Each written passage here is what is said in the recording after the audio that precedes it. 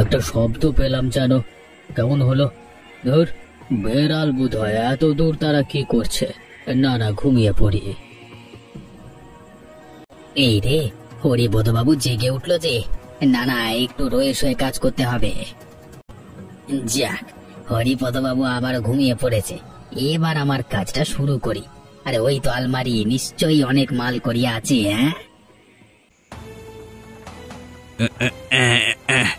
তালাটা কিছুতেই খুলতে পারছি না। কি যে করি, আরেকবার জোর দিয়ে খোলবার চেষ্টা করি। এই তো সাবাস পটা, তালা খুলে ফেললাম। বাহ, এখানে তো অনেক টাকা। একটা কাজ করি, সব টাকা নিলে সন্দেহ করবে, বরং কিছু টাকা নিয়ে কেটে পড়ি।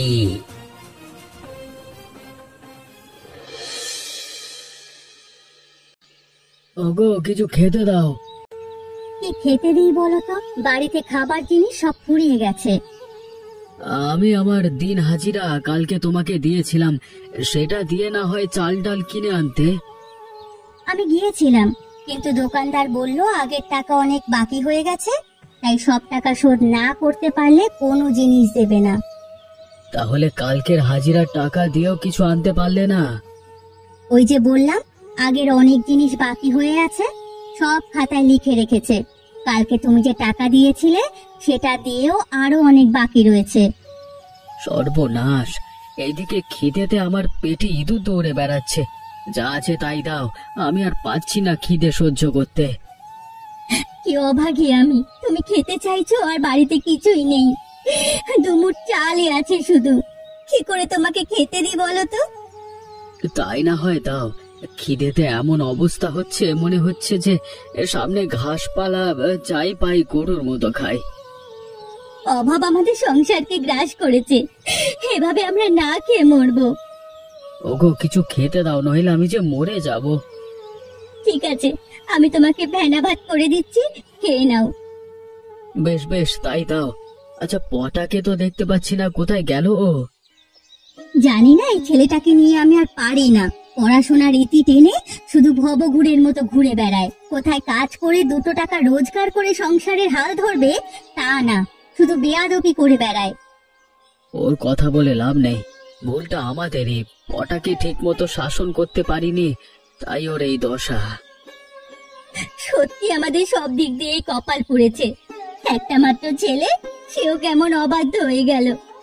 যাক, আমি তোমাকে ভ্যান ভাত করে দিচ্ছি।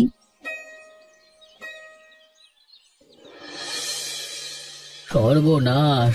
আমার আলমারিটা খোলা কেন? তালাটাও ভাঙা দেখছি। তাহলে কি রাতে চোর ঢুকেছিল নাকি? একবার আলমারিটা ভালো করে দেখি তো।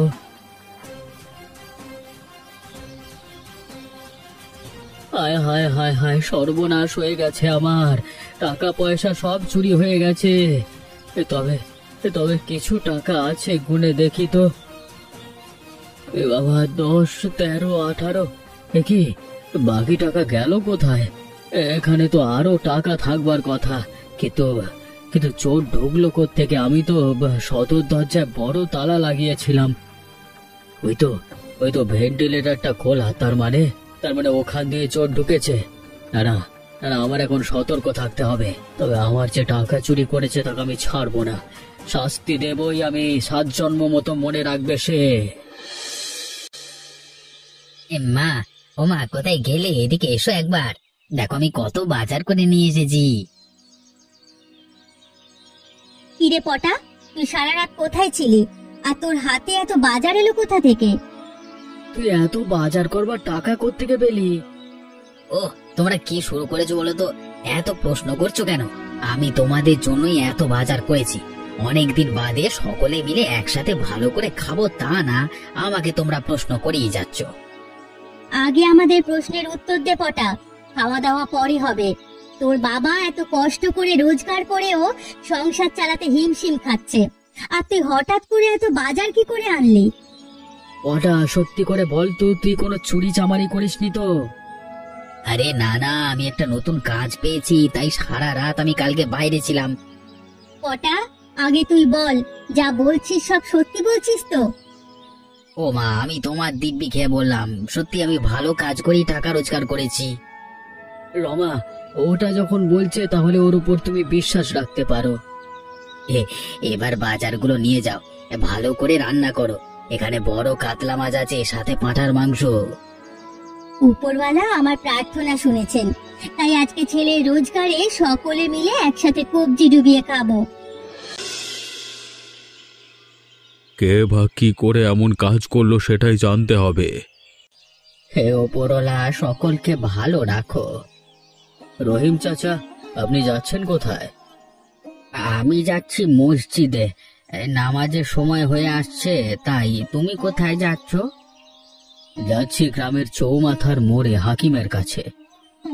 হাকিমের কাছে? কিন্তু কেন? কালকে রাতে আমার বাড়িতে চুরি হয়েছে। সর্বনাশ! চুরি হয়েছে? কি চুরি হয়েছে? টাকা। চোর ঘরের ভেতরে ঢুকে টাকা চুরি করে পালিয়েছে, আবার কিছু টাকা রেখেও দিয়েছে। আশ্চর্য তো! তোমার কারোর উপর সন্দেহ হচ্ছে কি? না না, সেরকম কাউকে সন্দেহ হচ্ছে না, তাই ভাবছি হাকিমের কাছে গিয়ে পরামর্শ করব। কিন্তু হাকিম সাহেব তো কোনো বিশেষ কাজে শহরে গেছেন, বিশেষ কাজের জন্য। ও তাই নাকি? আচ্ছা, বলছি কি রহিম কাকা, আপনি গ্রামের একজন জ্ঞানী মানুষ, সকলে ছোট বড় সব সংকটে আপনার উপদেশ দেয়, তাই যদি আমার বাড়ির চুরির বিষয়টা একটু দেখে নিতেন। আচ্ছা আচ্ছা, দেখছি। আজকে সন্ধে তোমার বাড়ি যাব, তারপর দেখে বলবো।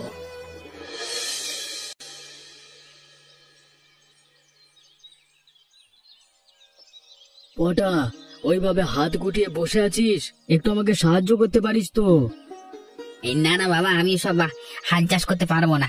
আমার উদ্দেশ্য অনেক বড়, কৃষি কাজ করলে জীবনে ধনী হতে পারবো না। ওরে বাবা, এইসব চিন্তা ভাবনা তোর মাথায় কবে থেকে এলো? কাজ আর ছোট বড় হয় না রে। উফ বাবা, তোমার এই জ্ঞান দেওয়ার কথাবার্তা না আমার একদম ভালো লাগে না। তুই তো বসি আছিস, এখন তো তোর কোনো কাজ নেই, তাহলে আমাকে সাহায্য করতে তোর অসুবিধাটা কোথায়? ওই যে বললাম, আমার ভাবনা চিন্তা তোমার থেকে অনেক বড়। আচ্ছা বলো তো, সারাটা জীবন এই কৃষি কাজ করে তুমি কি করলে? হতে পারে আমি গরিব, সেভাবে তোকে আর তোর মাকে সুখে রাখতে পারিনি, কিন্তু একটা কথা, এই গ্রামে আমার কোনো বদনাম নেই। হয়েছে হয়েছে বাবা, তোমার এসব বস্তা পচা মনোভাব আজকের যুগে চলে না।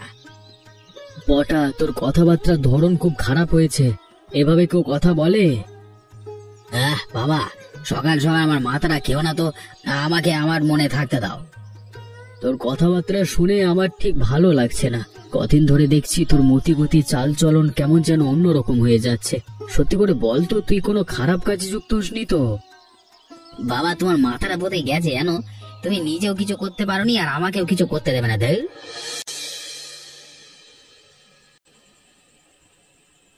হরিপদ বাড়িতে আছো?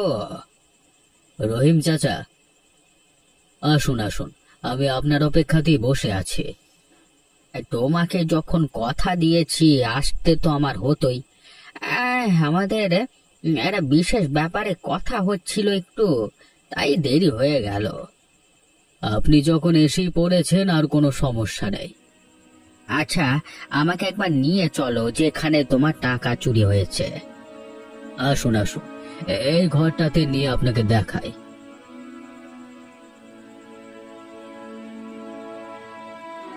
এই আলমারি থেকেই আমার কালকে রাতে টাকা চুরি হয়। বুঝতে পেরেছি, আমি একটু দেখে নিই চারিদিকটা। হ্যাঁ,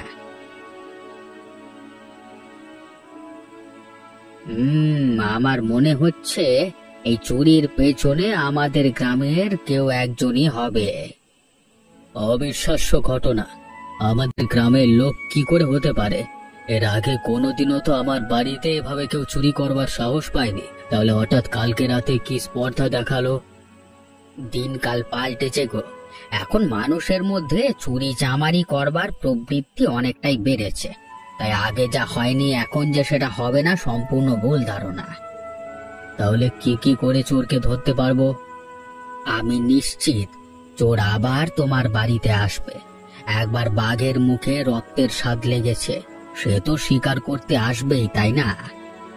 আপনার কথাটার মধ্যে যুক্তি আছে, তাহলে আমি কি করতে পারি? একটা কাজ করো তুমি, কিছুদিন তোমার বাড়িটা পাহারা দেওয়ার জন্য ব্যবস্থা করো। একদিনের জন্য বড়লোক হওয়ার সুযোগ? হ্যাঁ, আমি যা বলছি তাই করো। বেশ, আপনার কথা মতো আমি তাই করব, কিন্তু কাকে পাহারাদার হিসেবে ঠিক করা যায়? হরিপদ বাবুর বাড়ি থেকে যা টাকা চুরি করেছি সবটা খেয়ে উড়িয়ে দিয়েছি। আরো একবার ওনার বাড়িতে চুরি করবার প্রস্তুতি নিতে হবে, কিন্তু এবার অনেকটাই সাবধানে এবং পরিকল্পিতভাবে করতে হবে।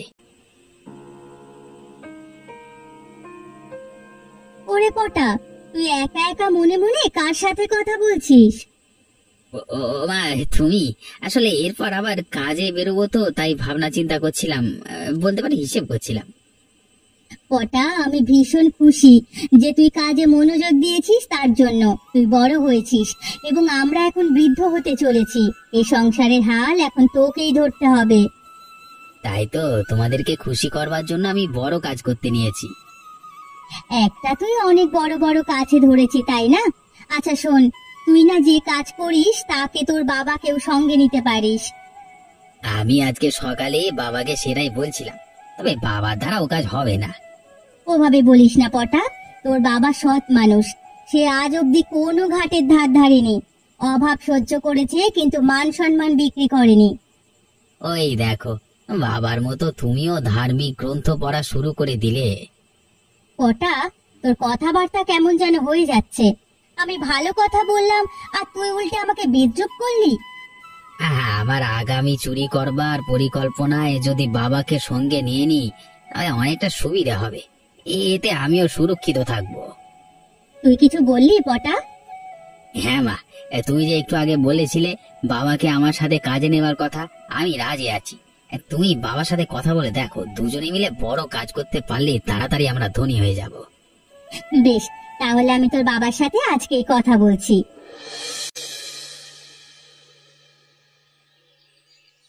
নমস্কার হরিপদ বাবু, কেমন আছেন? ও কেষ্ট, আমি বিশেষ ভালো নাই। তুমি কেমন আছো বলো? কি আর বলি হরিপদ বাবু, আপনি তো সবই জানেন। অভাবের সংসারে খুব কষ্টে জীবনযাপন করছি। কেন, তুমি কাজকর্ম কিছু করছো না? হাতে তেমন কাজকর্ম কিছুই নেই। টুকটাক যা কাজ করবার সুযোগ পাই তাই দিয়ে কোনো রকম চলছি। আচ্ছা, তোমার ছেলে পটা বেশ তো বড় হয়েছে, তাই না? হ্যাঁ হরিপদ বাবু। তাহলে তোমার চিন্তা কিসের? তোমার ছেলে বড় হয়েছে, উপযুক্ত হয়েছে, সে এখন রোজগার করবে।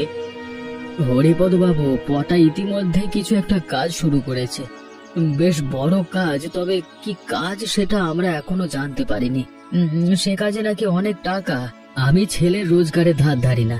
আমি যতদিন জীবিত থাকবো নিজের রোজগারে আমার এবং আমার স্ত্রীর পেট চালাবো। বাহ, তোমার চিন্তা ভাবনা দেখে আমি খুশি হলাম। হরিপদ বাবু, এবার আপনি বলুন, আপনি কেমন আছেন? আমার মন মেজাজ ভালো নেই। আসলে দুদিন আগে আমার বাড়িতে চুরি হয়। রাত্রিবেলায় চোর ঢুকে আলমারি খুলে বেশ কিছু টাকা নিয়ে যায়।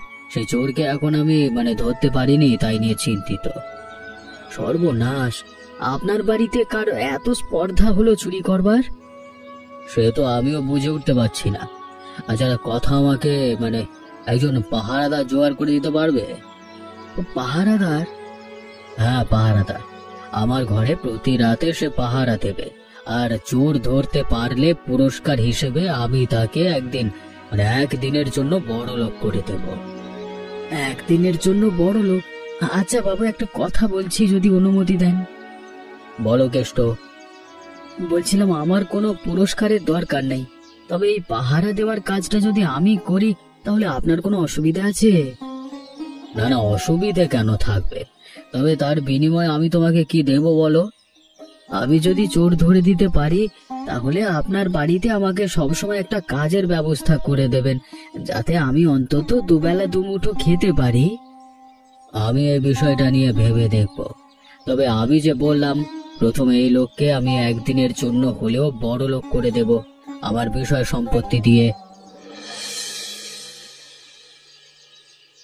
রহিম চাচা, কেমন আছেন? আরে পটা, এখানে কি করছো? রহিম চাচা, আমি বড় কাজের পরিকল্পনা করছি। নদীর ধারে নিরিবিলিতে মাথায় অনেক ভালো বুদ্ধি আসে, তাই এখানে বসে আছি। বেশ বেশ পটা, তুমি তো দেখছি অনেক বড় কথা শিখেছ।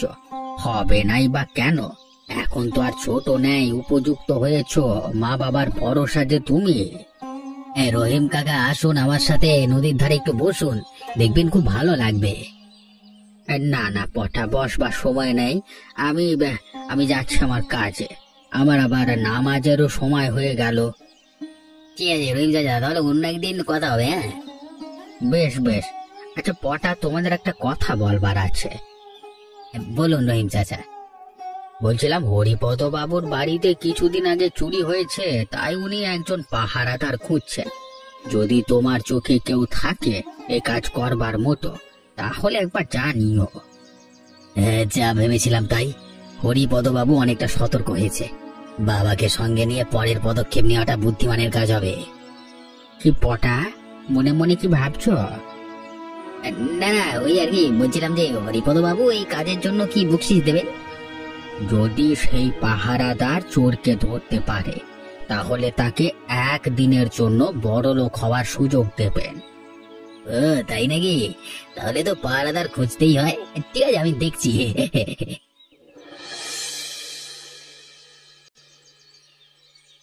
ওগো শুনছো, পটা এবার যখন বড় কাজে যাবে তখন নাকি নিয়ে যাবে ও তোমাকে সাহায্য করার জন্য।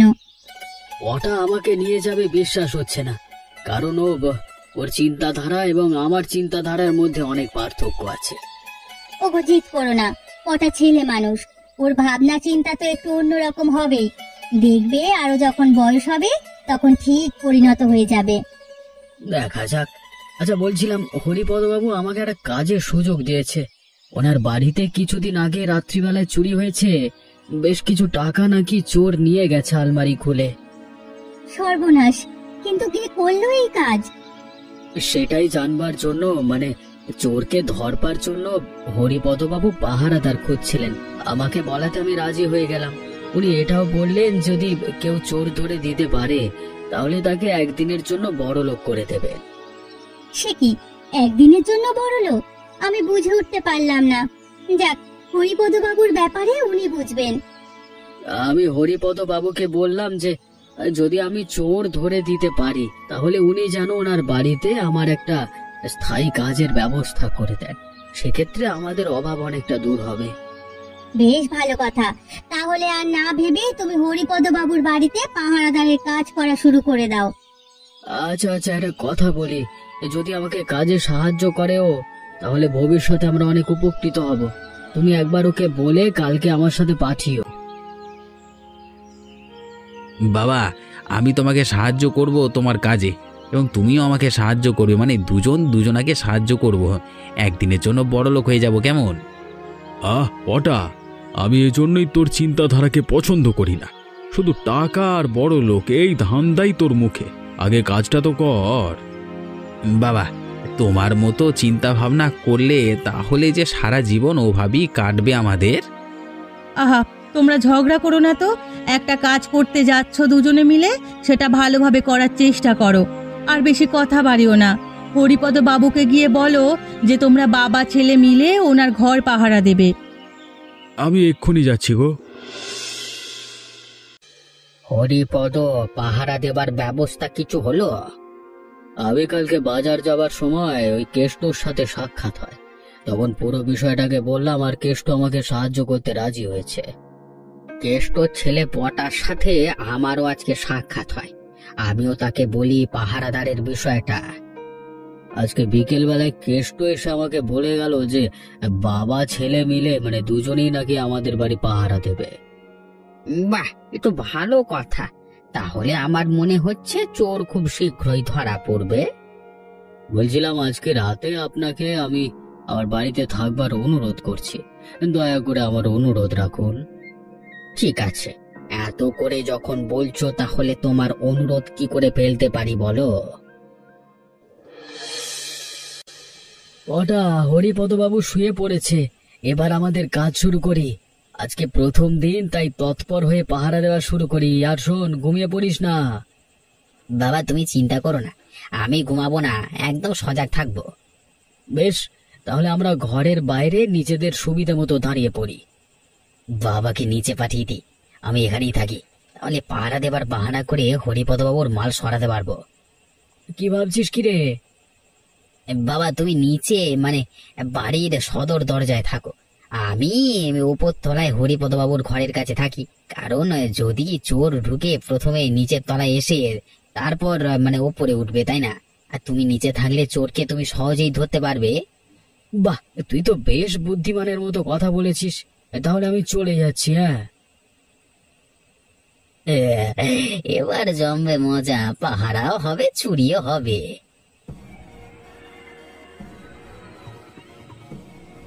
অনেক রাত হলো, হরিপদবাবু ঘুমিয়ে আছে, এই সুযোগে আমি আলমারিটা খুলে নিয়ে যাই।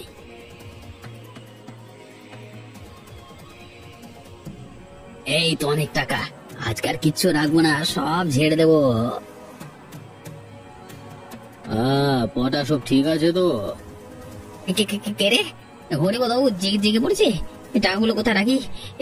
একটা কাজ করি, বাবা নিচে আছে, ওপর থেকে বাবাকে মানে দিয়ে দিই। যাই একটু জানলার দিকে যাই, তারপর ছুঁড়ে ফেলে দিই। এটা কি পড়লো উপর থেকে? আরে এ তো টাকা, নিশ্চয়ই পটা চুরি করেছে, তাই পালাতে না পেরে টাকার থলি বাইরে ফেলে দিয়েছে।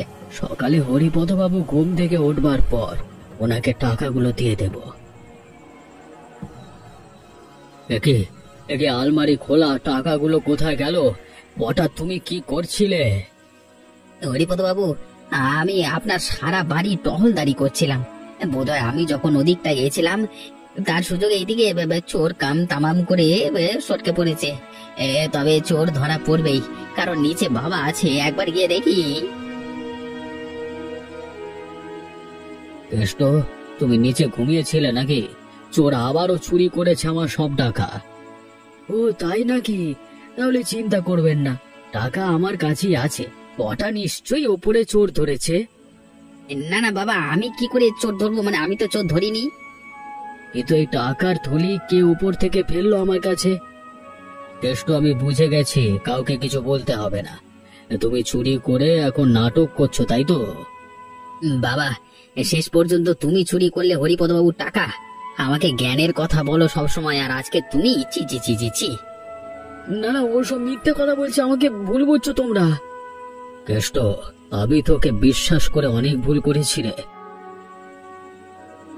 কেষ্ট চুরি করেনি, করেছে পটা, আর এখন নিজের বাবাকে ফাঁসাচ্ছে। আমি ভোর রাতে নামাজ পড়বার জন্য উঠি, তখন আমি হরিপদ বাবুর ঘরে শব্দ পাই।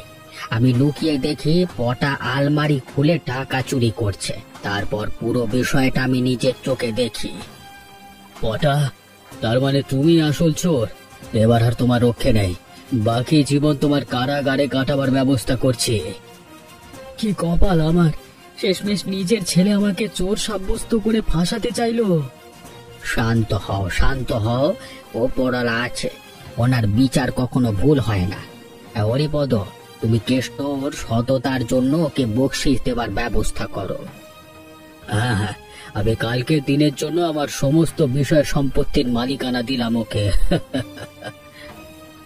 হরিপদ বাবু, আমি আগেই বলেছিলাম আমি আপনার ওসব কিছু চাই না, আমার কিচ্ছু দরকার নেই। বেশ একটা স্থায়ী কাজের দরকার। বেশ, তাহলে তাই দিলাম।